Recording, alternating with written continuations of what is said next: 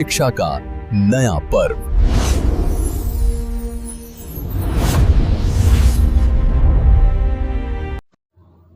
जय छत्तीसगढ़, जय जवाहर संगवारी हो। स्वागत है आप सभी का नो पर्व एकेडमी में। मेरा नाम है नवीन मिंजाड़कर। जैसा कि आप सभी को पता है, हम छत्तीसगढ़ शिक्षक भर्ती की एक सीरीज़ लेकर के आए हैं, जिसमें हम छत्तीसगढ़ शिक्षक भर्ती की तैयारी इस चैनल में आपको फ्री में करवाने वाले हैं, जिसकी शुरुआत हमने एक इम्पॉर्टेंट सब्जेक्ट बाल विकास एवं शिक्षा शास्त्र यानी कि CDP से हमने स्टार्ट किया है। आज का जो हमारा वीडियो है वो हमारा तीसरा क्लास रहेगा, जिसमें हम विकास की अवस्थाएं स्पेसिफिक अगर मैं बात करूं तो इसमें हम गर्भावस्था के बारे में डिस्कस करने वाले हैं। इससे रिलेटेड जितने भी एग्जाम ओरिएंटेड क्वेश्चन बन सकते हैं उसके बारे में हम डिस्कस करेंगे। यदि आप छत्तीसगढ़ शिक्षक भर्ती की तैयारी कर रहे हैं, चाहे वो सहायक शिक्षक हो या फिर व्याख्याता हो, या फिर आप CG TET, CT TET, pre BEd या प्री DET किसी भी एग्ज़ाम की तैयारी कर रहे हैं, तो आज का ये जो वीडियो है वो आप सभी के लिए बहुत इंपॉर्टेंट होने वाला है, क्योंकि बाल विकास एवं शिक्षा शास्त्र इन सभी एग्ज़ाम में आपको देखने को मिलेगा। CDP का एक अच्छा खासा वेटेज इन सभी एग्ज़ाम में है। साथ ही हमने इस वीडियो में जिस तरह के वर्तमान में प्रश्न पूछने का ट्रेंड है, कथन कारण वाले प्रश्न, कूट वाले प्रश्न, अरेंज करने वाले प्रश्न, वैसे प्रश्नों को इसमें हमने डिज़ाइन किया है। तो आज का ये जो वीडियो है वो आप सभी के लिए बहुत इंपॉर्टेंट होने वाला है, तो वीडियो को एंड तक ज़रूर देखना। चलिए बिना किसी देरी के आज का जो हमारा वीडियो है वो हम स्टार्ट करते हैं। हमारा पहला प्रश्न दिया गया है, किस मनोवैज्ञानिक के अनुसार विकास की प्रक्रिया गर्भाधान से लेकर जीवन पर्यंत चलती रहती है? Option number A JB Watson, option number B AB Hurlock, option number C Jean पियाजे, या option number D LS Vygotsky. मैं सभी प्रश्नों के लिए आपको 10 सेकंड का समय दूंगा, जिससे आप अपना आंसर कमेंट कर सकें और चेक कर सकें कि आपका जो आंसर है वो सही है या नहीं। अपना जो आंसर है वो ज़रूर कमेंट करना, जिससे आपकी तैयारी और बेहतर हो सके। चलिए, किस मनोवैज्ञानिक के अनुसार विकास की जो प्रक्रिया है वो गर्भाधान से लेकर के जीवन पर्यंत चलती रहती है? ये सभी चीज़ें हमने ऑलरेडी डिस्कस कर रखी है कि विकास की जो प्रक्रिया है वो गर्भ से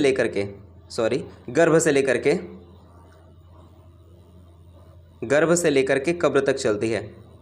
ये सभी चीज़ें हमने ऑलरेडी डिस्कस कर रखी है, ठीक है। अगर आपने प्रीवियस क्लासेस नहीं देखी है तो डिस्क्रिप्शन बॉक्स में लिंक दिया गया है, जा करके आप वीडियो ज़रूर देख लेना, या फिर आप मेरे चैनल पर विजिट करेंगे, वहाँ आपको प्लेलिस्ट मिल जाएगा, जहाँ से जा करके आप सारे वीडियो को आसानी से देख सकते हैं। सारी चीज़ों को हमने एकदम डीपली सॉल्व किया है, सभी चीज़ों को अच्छे से समझाया है, तो वीडियो ज़रूर देख लेना, वीडियो बहुत इंपॉर्टेंट है। चलिए, हमने डिस्कस कर रखा है कि विकास की जो प्रक्रिया है वो गर्भ से लेकर के कब्र तक चलती है, ठीक है। वही प्रश्न इसमें पूछा जा रहा है कि किस मनोवैज्ञानिक के अनुसार विकास की प्रक्रिया गर्भाधान से लेकर के जीवन पर्यंत चलती रहती है? तो इसका जो करेक्ट आंसर हो जाएगा वो हो जाएगा option number B AB Hurlock के अनुसार विकास की जो प्रक्रिया है वो गर्भाधान से लेकर के जीवन पर्यंत चलती रहती है, ठीक है। इतनी चीज़ें आपको ध्यान में रखनी है। अब हम और जो ऑप्शंस है उसको देख लेते हैं, उनसे रिलेटेड जितने भी क्वेश्चन बन सकते हैं उसको देख लेते हैं। जैसे JB वॉटसन, ठीक है, एक इम्पॉर्टेंट क्वेश्चन JB वॉटसन से लेकर के पूछा जाता है कि व्यवहारवाद का जनक, ठीक है, व्यवहारवाद। अगर आपसे व्यवहारवाद का जनक अगर पूछा जाता है तो उसका जो आंसर हो जाएगा वो हो जाएगा JB वॉटसन। व्यवहारवाद का जनक JB वॉटसन को कहा जाता है। ये चीज़ें आपको ध्यान में रखनी है। अब हम एक इम्पॉर्टेंट सिद्धांत के बारे में देख लेते हैं, जिसका नाम है संज्ञानात्मक विकास का सिद्धांत। संज्ञानात्मक, ठीक है, संज्ञानात्मक विकास का सिद्धांत। अगर आपसे पूछा जाता है कि संज्ञानात्मक विकास का सिद्धांत किसका है या किसने दिया है, तो वो दिया है जीन पियाजे ने, ठीक है। ये चीज़ें आपको ध्यान में रखनी है। 3 चीज़ें मैंने यहाँ पे आपको बताई है, जैसे जो गर्भ से लेकर के कब्र तक जो विकास की प्रक्रिया है वो निरंतर चलती है। ये अगर पूछा जाए तो AB हरलॉक ने दिया है, AB हरलॉक का कथन है ये। अगर आपको व्यवहारवाद का जनक पूछा जाता है तो वो JB वॉटसन आपको टिक करना है। अगर आपको संज्ञानात्मक विकास का सिद्धांत पूछा जाता है तो उसका आंसर हो जाएगा जीन पियाजे। जीन पियाजे ने एक सिद्धांत दिया है जिसका नाम है संज्ञानात्मक विकास का सिद्धांत। इतनी चीज़ें आपको ध्यान में रखनी है। सारी चीज़ें जो है वो बहुत इंपॉर्टेंट है, आपके एग्ज़ाम में ऐसे ही प्रश्न आपको देखने को मिलेगा। चलिए, सभी चीज़ों को एक स्क्रीनशॉट ले लीजिए, या फिर मैं पीडीएफ तो अपने टेलीग्राम ग्रुप में अपलोड कर ही दूंगा। अगर आपने टेलीग्राम ग्रुप ज्वाइन नहीं किया है तो डिस्क्रिप्शन बॉक्स में लिंक है, जाकर के ग्रुप जो है वो ज्वाइन कर लीजिए। सारे पीडीएफ आपको फ्री ऑफ कॉस्ट वहाँ पे मैं प्रोवाइड कर दूंगा। चलिए आगे बढ़ें। नेक्स्ट हमें क्वेश्चन दिया गया है, जिस तरह के व्यापक प्रश्न पूछता है कथन कारण वाले प्रश्न, वैसा ही प्रश्न है। कथन में दिया गया है गर्भावस्था के प्राथमिक त्रैमासिक में महिलाओं को दवाओं और एक्सरे से पूरी तरह बचाना चाहिए। कारण दिया गया है इस अवधि में भ्रूण में अंगों का निर्माण तीव्र गति से होता है, जिससे टेराटोजेंस का प्रभाव सबसे घातक होता है। क्या हो जाएगा करेक्ट आंसर? अपना आंसर जो है वो जरूर कमेंट करें। चलिए, कथन में दिया गया है गर्भावस्था के प्रथम त्रैमासिक यानी कि पहले 3 महीने में महिलाओं को दवाओं और एक्सरे से पूरी तरह बचाना चाहिए। ठीक है। कारण में दिया गया है, कथन तो एकदम करेक्ट है, कारण पढ़ लेते हैं। इस अवधि में भ्रूण में अंगों का निर्माण तीव्र गति से होता है, जिससे टेराटोजेंस का प्रभाव सबसे घातक होता है। ये भी कारण जो है वो भी करेक्ट है। अब कारण जो है वो कथन की सही व्याख्या करता है या नहीं, ये हम देखते हैं। अब इसकी जांच हम कैसे करेंगे? जब हम कथन पढ़ने के बाद कारण में आए तो उनके बीच में आपको क्योंकि लगा देना है। ठीक है, क्या लगा देना है? क्योंकि। अगर आपको ये जो क्रम है वो व्यवस्थित लगे, जैसे मैं पढ़ के बताता हूँ। कथन में दिया गया है गर्भावस्था में प्रथम त्रैमासिक में यानी कि प्रथम 3 महीनों में महिलाओं को दवाओं और एक्सरे से पूरी तरह बचाना चाहिए, क्योंकि अब मैंने यहाँ पे क्या ऐड किया? क्योंकि इस अवधि में भ्रूण में अंगों का निर्माण तीव्र गति से होता है, जिससे टेराटोजेंस का प्रभाव सबसे घातक होता है। इस तरह से आप क्योंकि जो ऐड करके आप कथन और कारण की पुष्टि कर सकते हैं। ठीक है, कथन कारण इसमें दोनों सही है, साथ ही कारण जो है वो कथन की सही व्याख्या करता है, इसलिए ऑप्शन नंबर ए जो है इसका करेक्ट आंसर होगा। चलिए आगे बढ़ें। नेक्स्ट हमें क्वेश्चन दिया गया है प्रसव पूर्व विकास की प्रारंभिक जैविक प्रक्रियाओं को सही क्रम में व्यवस्थित करना है। आपको सही क्रम में इसको अरेंज करना है, जिस तरह के व्यापक अभी प्रश्न पूछता है। चलिए, पहले नंबर में दिया गया है रोपण, दूसरे नंबर में दिया गया है निषेचन, तीसरे नंबर पे युग्मनज निर्माण और चौथे नंबर में दिया गया है कोशिका विभाजन। क्या हो जाएगा इसका सही क्रम? जल्दी से अपना जो आंसर है वो कमेंट करेंगे। तो चलिए देखते हैं, सबसे पहले क्या होगा? सबसे पहले होता है निषेचन। ठीक है, उसके बाद युग्मनज निर्माण होगा, उसके बाद कोशिका विभाजन होगा। ठीक है, उसके बाद होगा रोपण। ये इसका सही क्रम है, जो कि हमें ऑप्शन नंबर ए में दिया गया है, इसलिए ऑप्शन नंबर ए जो है इसका करेक्ट आंसर होगा। चलिए आगे बढ़ते हैं। नेक्स्ट हमें क्वेश्चन दिया गया है डाउन सिंड्रोम के संबंध में निम्नलिखित कथनों की जांच कीजिए। पहला दिया गया है यह एक आनुवांशिक विकार है जो गुणसूत्रों की असामान्यता के कारण होता है। दूसरा दिया गया है इसमें 21वें गुणसूत्र जोड़े में एक अतिरिक्त गुणसूत्र आ जाता है। तीसरा दिया गया है अधिक उम्र यानी कि 35 वर्ष से अधिक में गर्भाधारण करने वाली महिलाओं के बच्चों में इसका खतरा बढ़ जाता है। क्या हो जाएगा सही आंसर? तो इसमें डाउन सिंड्रोम को लेकर के पूछा गया है। पहला कथन है यह एक आनुवांशिक विकार है जो गुणसूत्रों की असामान्यता के कारण होता है। ये जो पॉइंट है वो एकदम करेक्ट है। इसमें 21वें गुणसूत्र में एक अतिरिक्त गुणसूत्र आ जाता है, ये भी पॉइंट एकदम करेक्ट है। जो 21वां गुणसूत्र होता है उसमें एक अतिरिक्त जो है गुणसूत्र आकर के मिल जाता है, जिसकी वजह से होता है डाउन सिंड्रोम। तीसरा देखते हैं अधिक उम्र में गर्भधारण करने वाली माताओं के बच्चों में इसका खतरा बढ़ जाता है। ये भी पॉइंट एकदम करेक्ट है, इसलिए इसका जो करेक्ट आंसर होगा वो हो जाएगा ऑप्शन नंबर सी। 1, 2 और 3 सभी सही हैं। ठीक है, चलिए आगे बढ़ें। नेक्स्ट हमें क्वेश्चन दिया गया है मानव कोशिका में गुणसूत्रों के कुल कितने जोड़े पाए जाते हैं? ऑप्शन नंबर ए 22 जोड़े, ऑप्शन नंबर बी 23 जोड़े, ऑप्शन नंबर सी 44 जोड़े, ऑप्शन नंबर डी में दिया गया है 46 जोड़े। इजी क्वेश्चन है, आप सभी को इसका आंसर पता होगा। इसका जो करेक्ट आंसर है वो हो जाएगा 23 जोड़े। ठीक है, ध्यान रखना है जोड़े में अगर पूछा जाए तो उसका जो आंसर होगा वो 23 होगा। कब पूछा जाए? जोड़े में पूछा जाए। अगर आपसे कुल गुणसूत्र पूछे, ठीक है, कुल गुणसूत्रों की संख्या अगर पूछा जाए, ठीक है, दोनों चीज़ें आपको ध्यान में रखनी है। कुल गुणसूत्रों की संख्या अगर आपसे पूछा जाए तो उसका आंसर आपको लेना है 44। ठीक है, कुल गुणसूत्र है, लेकिन आपको जोड़े में यानी कि पेयर में पूछे तो वो हो जाएगा 23 जोड़े। ठीक है, चलिए आगे बढ़ते हैं। नेक्स्ट हमें क्वेश्चन दिया गया है, प्लेजेंटा के कार्यों के संबंध में कौन सा कथन असत्य है। इंपॉर्टेंट है आपको एग्जाम हॉल में पढ़ना कि क्वेश्चन में क्या पूछा गया है। यहाँ पे असत्य पूछा गया है, ध्यान रखना। चलिए, यह माता के रक्त से पोषक तत्व को शिशु तक पहुँचाता है। दूसरा दिया गया है, यह माता और शिशु के रक्त को पूरी तरह से आपस में मिला देता है। तीसरा, यह शिशु के अपशिष्ट पदार्थ यानी कि CO2 को बाहर निकालने में मदद करता है। क्या हो जाएगा इसका करेक्ट आंसर? जल्दी से अपना आंसर बताएंगे। तो इसमें प्लेजेंटा के बारे में बात हो रही है, गर्भनाल के बारे में बात हो रही है, ठीक है। इसके संबंध में कौन सा कथन जो है वो असत्य है, ये पूछा गया है। चलिए देखते हैं।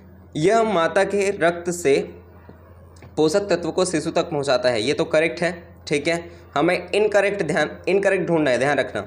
यह माता और शिशु के रक्त को पूरी तरह से आपस में मिला देता है, नहीं, ठीक है। ये माता और जो शिशु है उसको पूरी तरह से नहीं मिलाता, ये एक छन्नी के जैसा काम करता है, ठीक है। शुद्ध चीज़ों को बच्चों तक पहुंचाता है। ये माता से शिशु की ओर जो शुद्ध चीज़ है, जैसे ब्लड, सही ब्लड यानी कि शुद्ध ब्लड जो है उसको पहुंचाता है, पूरी तरह से आपस में नहीं मिलाता है, इसको ध्यान रखना। यह शिशु के अपशिष्ट पदार्थों को बाहर निकालने में मदद करता है, ये भी पॉइंट करेक्ट है। इसमें हमें पूछा गया था कि कौन सा गलत है, तो इसमें केवल और केवल दूसरा पॉइंट जो है वो गलत है, इसलिए ऑप्शन नंबर बी जो है उसका करेक्ट आंसर होगा। आई होप कि आपको समझ में आ रही होंगी सारी चीज़ें और क्वेश्चन का लेवल आपको अच्छा लग रहा होगा। जिस तरह के व्यापम प्रश्न पूछता है उसी तरह के प्रश्न मैंने इसमें डिज़ाइन किया है। आई होप कि आपको पसंद आ रहा होगा और आपके तैयारी में मदद मिल रही होगी। अगर आपकी तैयारी में इस वीडियो से मदद मिल रही है तो वीडियो को लाइक कर देना, कमेंट करके ज़रूर बताना कि वीडियो आपको कैसा लग रहा है। साथ ही इस चैनल को सब्सक्राइब कर लीजिए ऐसे ही और वीडियो पाने के लिए। चलिए आगे बढ़ते हैं। सम्मिलित करना है और आंसर देना है।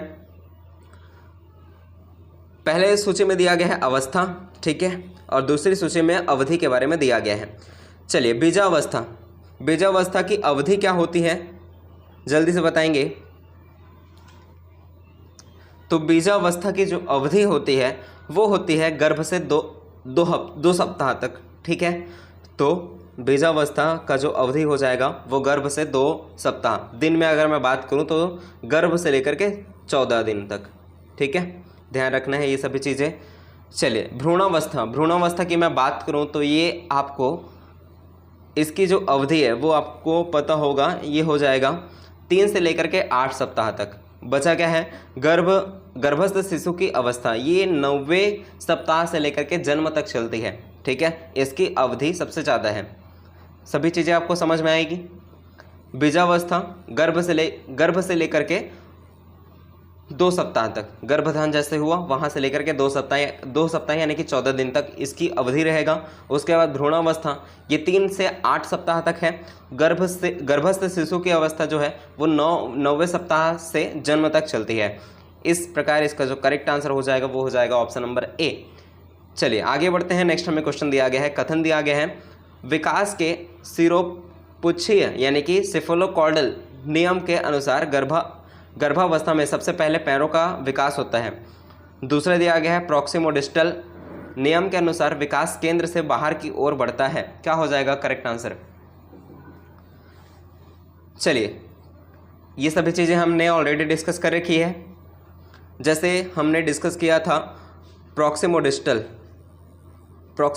का दिशा क्या होता है, केंद्र से बाहर की ओर। तो ये जो पॉइंट है वो तो एकदम करेक्ट है। कारण जो कथन दिया है वो देखते हैं। कथन में जो सेफेलोकॉर्डल दिया गया है, सेफेलोकॉर्डल नियम के अनुसार गर्भावस्था में पहले पैर का विकास होता है। ये जो पॉइंट है वो इनकरेक्ट है, क्योंकि सेफेलोकॉर्डल में क्या होता है, सिर से पैर की ओर इसकी दिशा होती है, ठीक है। क्या होता है, सिर से पैर की ओर, मतलब पहले सिर का निर्माण होता है, सिर विकसित होता है, उसके बाद नीचे की ओर आता है, पैर विकसित होता है, ठीक है। तो सिरोपुच्छी, इससे आप समझ सकते हैं कि सबसे पहले सिर आएगा ना कि पैर, ठीक है। एक और ट्रिक है, जैसे सेफेलोकॉर्डल उसमें भी सा आ रहा है और सिर में भी सा आ रहा है, तो इससे आप याद रख सकते हैं। तो कथन जो है वो इनकरेक्ट है, इसमें पैर का विकास पहले बताया गया है, जो कि इनकरेक्ट है, पहले होगा सिर का विकास, ठीक है। तो इसमें इसका जो करेक्ट आंसर हो जाएगा वो हो जाएगा ऑप्शन नंबर ए, ठीक है। सॉरी, इसमें जो करेक्ट आंसर होगा वो हो जाएगा ऑप्शन नंबर सी। ए गलत है परंतु आर सही है, ठीक है। चलिए आगे बढ़े, नेक्स्ट हमें क्वेश्चन दिया गया है, सामान्यतः मानव गर्भावस्था की औसत अवधि कितनों दिनों की मानी जाती है। महीनों में तो आप सभी को पता है कि 9 महीना होता है, ठीक है, 9 महीने होता है। अब आपको दिन में पूछा जा रहा है, तो इसका जो करेक्ट आंसर हो जाएगा वो हो जाएगा 180 दिन। ऑप्शन नंबर जो सी है वो इसका करेक्ट आंसर होगा। अगर सप्ताह में बात करें, वीकली में बात करूं, तो इसका जो वीक होगा वो 40 वीक्स होगा, ठीक है, यानी कि 40 सप्ताह इसकी अवधि होगी। ये आपको ध्यान में रखनी है। चलिए आगे बढ़ते हैं। नेक्स्ट हमें क्वेश्चन दिया गया है, गर्भस्थ शिशु में होने वाले विकास को उनके शुरू होने के समय के अनुसार पहले से बाद के क्रम में व्यवस्थित करना है। गर्भस्थ शिशु यानी कि गर्भ में जो शिशु है उसमें विकास का क्रम पहले क्या विकसित होगा, बाद में क्या विकसित होगा, इसके अनुसार आपको अरेंज करना है। जैसे पहले नंबर में दिया गया है माता की आवाज़ सुनना और पहचानना, दूसरे नंबर में दिया गया है हृदय की धड़कन का प्रारंभ होना, तीसरे नंबर में दिया गया है त्वचा पर लानुगो यानी कि महीन बाल का आना। क्या हो जाएगा इसका सही क्रम? तो इसका जो सही क्रम है वो हो जाएगा ऑप्शन नंबर सी, इसका करेक्ट आंसर है। जैसे कि पहले नंबर में क्या होगा, हृदय की धड़कन प्रारंभ होगा, ठीक है, दूसरे नंबर में त्वचा पर महीन बाल आएंगे, तीसरे नंबर में आ जाएगा वो माता की आवाज़ को सुनना और पहचानना शुरू कर देगा। ये हो जाएगा इसका सही क्रम।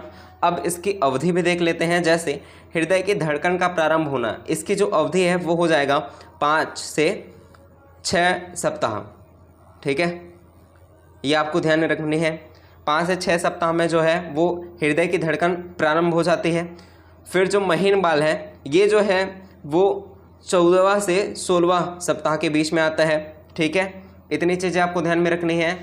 और माता की आवाज़ को सुनना और पहचानना ये वो शुरू करता है 18, ठीक है, 18 से लेकर के 23वें सप्ताह तक। इतनी चीज़ें आपको ध्यान में रखनी है। लिखा हुआ अगर आपको समझ में नहीं आता है तो मैं जो बोल रहा हूँ उसको आप ध्यान से सुन करके नोट कर सकते हैं।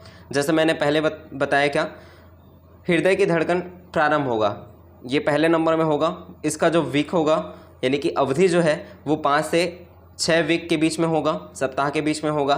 उसके बाद त्वचा पर छोटे छोटे महीन बाल आएंगे, वो 14 से 16 सप्ताह के बीच में आएगा। उसके बाद वो माता की आवाज़ को सुनना और पहचानना शुरू कर देगा, वो हो जाएगा 18 से 23वें सप्ताह के बीच में, ठीक है। चलिए आगे बढ़ें।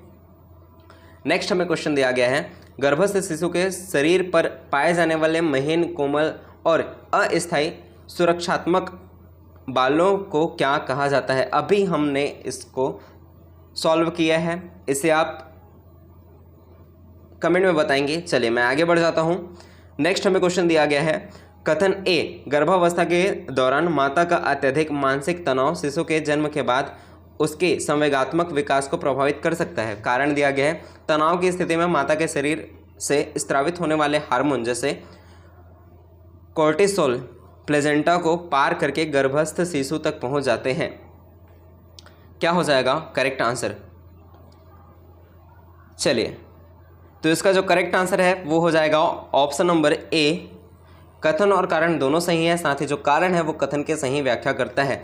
कथन में दिया गया था, गर्भावस्था के दौरान माता का अत्यधिक मानसिक तनाव शिशु के जन्म के बाद उसके संवेगात्मक विकास को प्रभावित करता है।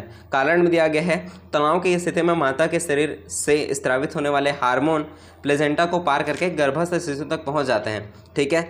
इसमें कथन कारण दोनों सही है, साथ ही जो कारण है वो कथन की सही व्याख्या करता है। इसीलिए बोला जाता है कि जो गर्भवती महिलाएं हैं उनको खुश रहने के लिए बोला जाता है, ठीक है, वो इसका कारण है। चलिए आगे बढ़ें। नेक्स्ट हमें क्वेश्चन दिया गया है, भ्रूणावस्था में निर्मित होने वाली 3 परतों के संबंध में सही कूट का चयन करना है। पहला एक्टोडर्म, इससे तंत्रिका तंत्र, त्वचा और बाल बनते हैं। मेसोडर्म, इससे मांसपेशियां, संचार प्रणाली और हड्डियां बनती है। एंडोडर्म, इससे पाचन तंत्र और श्वसन प्रणाली के अतिरिक्त अंग बनते हैं। इंपॉर्टेंट चीज़ें हैं, सभी चीज़ों को आपको ध्यान में रखनी है, याद रखनी है। चलिए क्या हो जाएगा इसका करेक्ट आंसर? तो इसका जो करेक्ट आंसर है वो हो जाएगा ऑप्शन नंबर सी। पहला, दूसरा और तीसरा सही, सभी जो है वो सही है। जैसे भ्रूणावस्था में निर्मित होने वाली 3 परतों के संबंध में सही कूट का चयन करना था हमें। पहले में दिया गया था एक्टोडर्म, इसमें क्या होता है, इससे तंत्रिका तंत्र, त्वचा और बाल बनते हैं। मेसोडर्म से क्या होता है, इससे मांसपेशियां, संचार प्रणाली और हड्डियां बनती है। एंडोडर्म से पाचन तंत्र और श्वसन प्रणाली के अतिरिक्त अंग बनते हैं। ये सभी चीज़ें आपको ध्यान में रखनी है। तीनों जो पॉइंट्स है वो एकदम करेक्ट हैं। चलिए आगे बढ़ते हैं। नेक्स्ट हमें क्वेश्चन दिया गया है, गर्भावस्था के दौरान किस विटामिन या तत्व की कमी से शिशु में न्यूरल ट्यूब डिफेक्ट जैसे स्पाइना बिफिडा नामक गंभीर बीमारी हो सकती है। सबसे पहले समझ लेते हैं कि स्पाइना बिफिडा क्या होता है। तो स्पाइना बिफिडा क्या होता है, एक प्रकार का ये बीमारी है। इसमें क्या होता है, जो शिशु का जो रीढ़ की हड्डी होता है ये बंद नहीं हो पाता, ठीक है, ये खुला रह जाता है। ये आपको ध्यान में रखना है। इसी को बोला जाता है स्पाइना बिफिडा, ठीक है। अब ये किसकी कमी की वजह से होता है ये आपको बताना है। चलिए, तो इसका जो आंसर हो जाएगा वो हो जाएगा option number C, folic acid की वजह से ये होता है, ठीक है। चलिए आगे बढ़ें।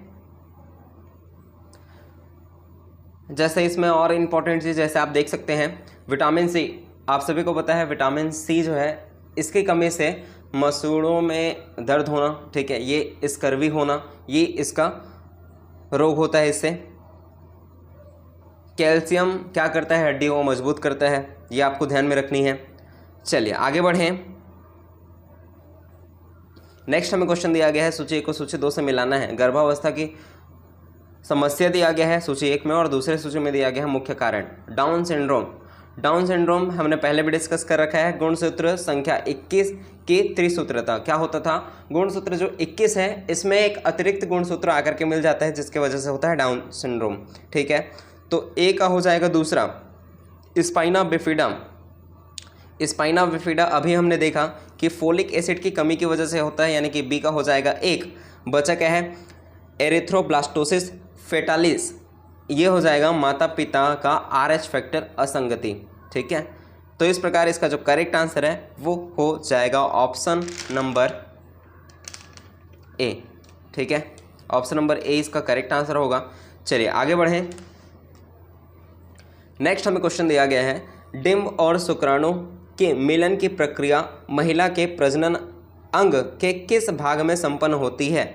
ऑप्शन नंबर ए गर्भाशय, option number B fallopian tube, option number C ovary, option number D में दिया गया है सर्विक्स। क्या हो जाएगा करेक्ट आंसर, तो इसका जो करेक्ट आंसर है वो हो जाएगा option number B fallopian tube में होता है, ठीक है। चलिए आगे बढ़ते हैं। नेक्स्ट हमें क्वेश्चन दिया गया है, प्रसव पूर्व विकास के सिद्धांत के बारे में निम्नलिखित कथनों को पढ़िए। पहला दिया गया है, विकास सामान्य से विशिष्ट प्रतिक्रियाओं की ओर बढ़ता है, ये हमने देख रखा है ऑलरेडी, तो ये तो जो पॉइंट है वो तो करेक्ट है। इस अवस्था में आनुवांशिक कारक पूरी तरह से निष्क्रिय रहते हैं और केवल पर्यावरण प्रभावी होता है, तो ये जो पॉइंट है वो एकदम इनकरेक्ट है, इसलिए केवल और केवल एक सही है, ऑप्शन नंबर ए जो है वो हमारा करेक्ट आंसर होगा। नेक्स्ट हमें क्वेश्चन दिया गया है, गर्भावस्था के 3 मुख्य उपचरणों को उनके घटित होने की अवधि के अनुसार कम से अधिक दिनों के सही क्रम में व्यवस्थित करना है, ठीक है। गर्भावस्था के 3 मुख्य जो उपचरण हैं उनको घटित होने की अवधि के अनुसार कम से अधिक दिनों के सही क्रम में व्यवस्थित करना है। चलिए अरेंज करते हैं। तो सबसे पहले क्या आ जाएगा, सबसे पहला डिंब या बीजावस्था आ जाएगा, ये पहले नंबर में आ जाएगा। दूसरे नंबर है भ्रूणावस्था, तीसरे नंबर में आ जाएगा गर्भस्थ शिशु की अवस्था, ठीक है। हमने देख रखा है ये सभी चीज़ें ऑलरेडी डिस्कस कर रखी है, तो इसका जो करेक्ट आंसर हो जाएगा वो हो जाएगा ऑप्शन नंबर ए। चलिए आगे बढ़ते हैं। नेक्स्ट क्वेश्चन दिया गया है, शिशु के लिंग का निर्धारण प्राथमिक रूप से किसके गुणसूत्र द्वारा तय होता है। केवल माता के, केवल पिता के, माता पिता दोनों के संयुक्त प्रभाव से या डॉक्टर के द्वारा। क्या हो जाएगा करेक्ट आंसर, तो इसका जो करेक्ट आंसर है वो हो जाएगा केवल पिता के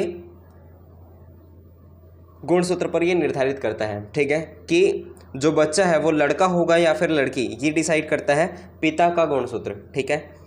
चलिए आगे बढ़ें। नेक्स्ट हमें क्वेश्चन दिया गया है, गर्भावस्था के दौरान विकास को प्रभावित करने वाले कारकों के संबंध में कौन सा कथन जो है वो सही है। कोट में आपको आंसर देना है। पहला दिया गया है, माता की आयु और उसका पोषण स्तर। क्या बोला जा रहा है, क्वेश्चन ध्यान से पढ़ना, कि गर्भावस्था के दौरान विकास को प्रभावित गर्भावस्था में यानी कि जो कोई महिला है वो गर्भ में है, अब उसके अंदर जो बच्चा है वो विकसित होता है, तो उसके विकास में क्या क्या चीज़ें जो है वो प्रभावित करती हैं वो आपको बताना है। ठीक है, विकास को प्रभावित करने वाले कारक यह आपको बताना है। जैसे पहला, माता की आयु और उसका पोषण, ये तो है करेक्ट एकदम। माता की आयु के अनुसार और माता जो खाती है उनके अनुसार बच्चे का विकास जो है वो प्रभावित होता है। दूसरा देखते हैं, माता और शिशु के बीच RH कारक की विसंगति, ये भी पॉइंट एकदम करेक्ट है। अगर किसी माता का RH फैक्टर नेगेटिव है और बच्चे का RH फैक्टर पॉजिटिव है, क्या मैंने बोला, माता का RH फैक्टर यानी कि जो माँ है उसका RH फैक्टर जो है वो नेगेटिव है। ठीक है, माँ का RH फैक्टर नेगेटिव है लेकिन बच्चे का RH फैक्टर जो है वो पॉजिटिव है, तो इसमें बच्चे को बहुत खतरा रहता है। ठीक है, तीसरा देखते हैं, गर्भावस्था के दौरान होने वाले संक्रमण जैसे रूबेला वायरस, ये भी है एकदम करेक्ट, ये भी विकास को प्रभावित करता है। ठीक है, रूबेला वायरस को ही क्या बोला जाता है, ध्यान रखना, रूबेला वायरस को बोला जाता है जर्मन खसरा।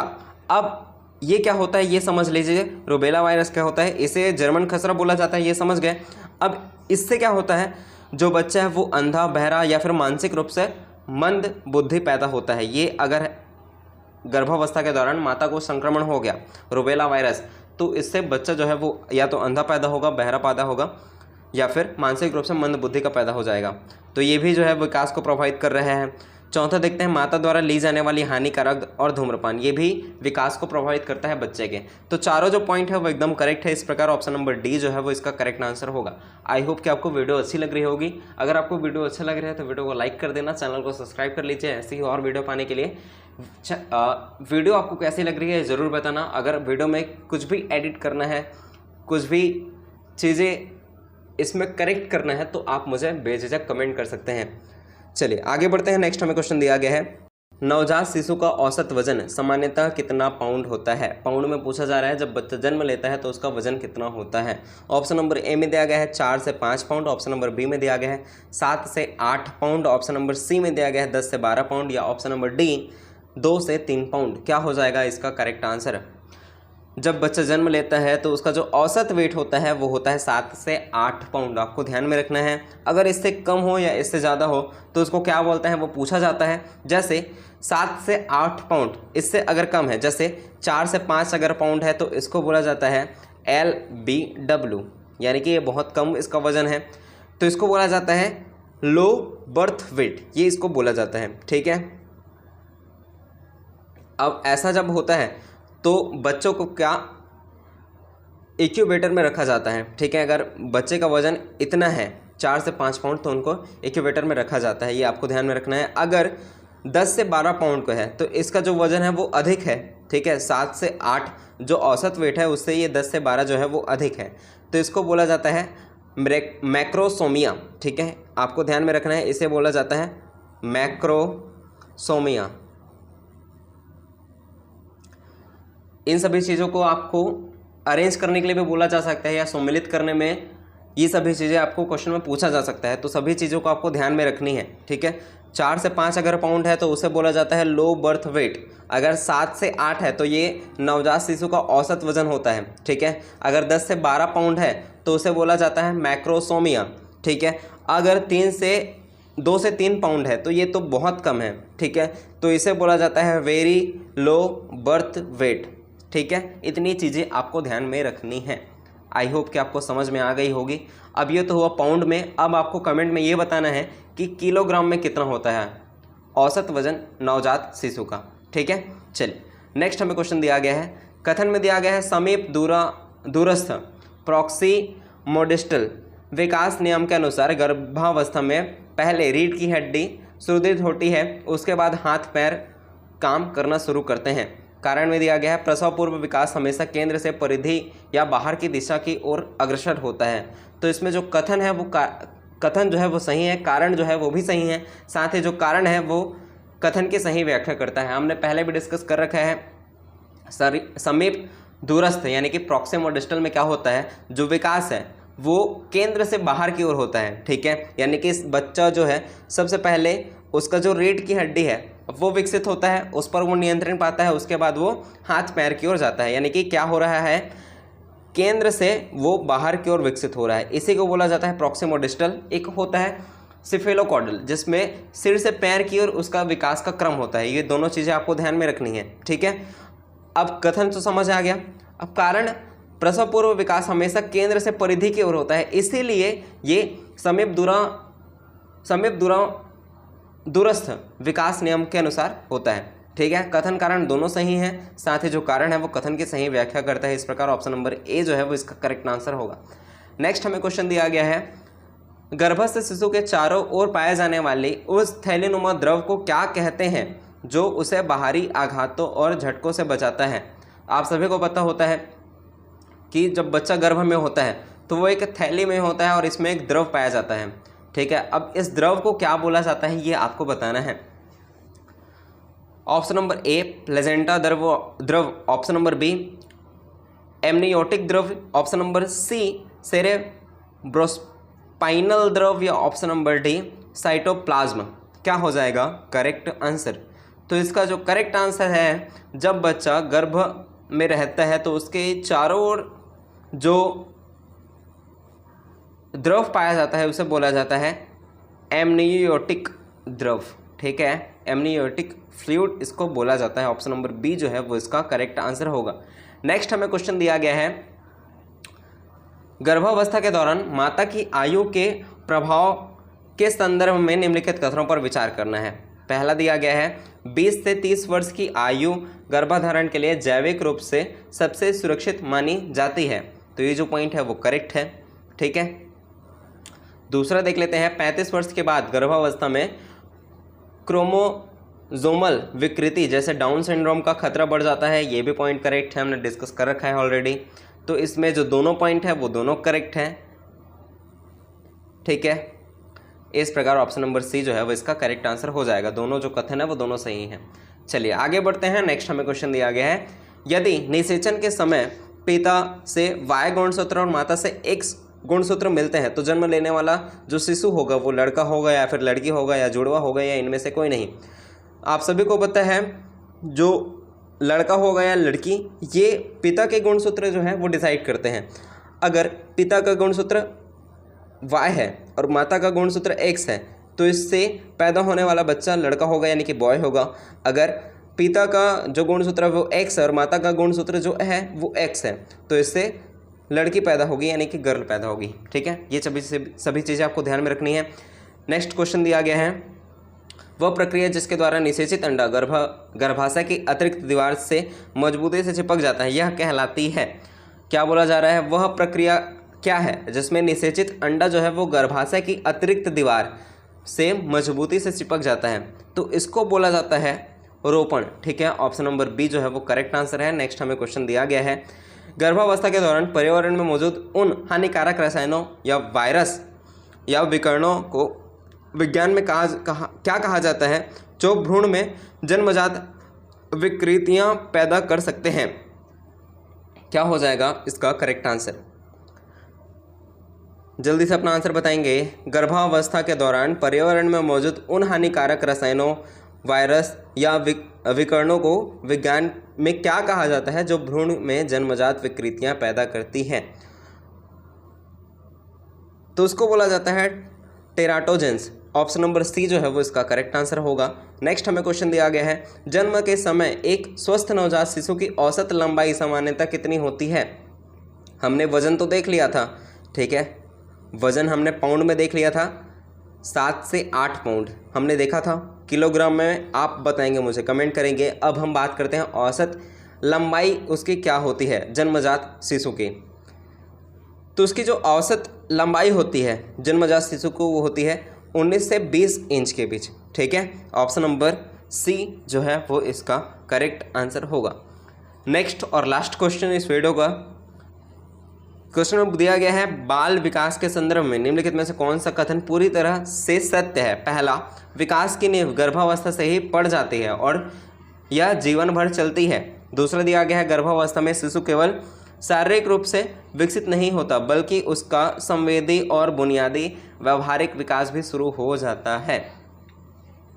अब इसका आंसर आप मुझे कमेंट में बताएंगे, ठीक है। क्वेश्चन ध्यान से देख लीजिए, कमेंट ज़रूर करना। साथ ही ये भी कमेंट करना कि वीडियो आपको कैसी लगी है। अगर आपको वीडियो अच्छी लगी, आपके तैयारी में इस वीडियो से हेल्प मिली, तो इस वीडियो को लाइक कर देना। कमेंट करके ज़रूर बताना कि वीडियो कैसी लगी है। इसे ज़्यादा से ज़्यादा शेयर कर लीजिए और ऐसे ही वीडियोस पाने के लिए इस चैनल को सब्सक्राइब कर लीजिए। ध्यान रखेंगे, हर सुबह 9 बजे मैं ऐसी ही वीडियो आपके लिए लेकर के आऊँगा। हर सुबह 9 बजे हम CDP की क्लास आपके लिए लेकर के आएंगे। तो चैनल को सब्सक्राइब कर लीजिए, बेल आइकन ऑन कर लीजिए। चलिए, आज के लिए इतना ही। Thank you so much. मिलते हैं हम नेक्स्ट वीडियो में। तब तक के लिए जय हिंद, जय भारत, जय छत्तीसगढ़।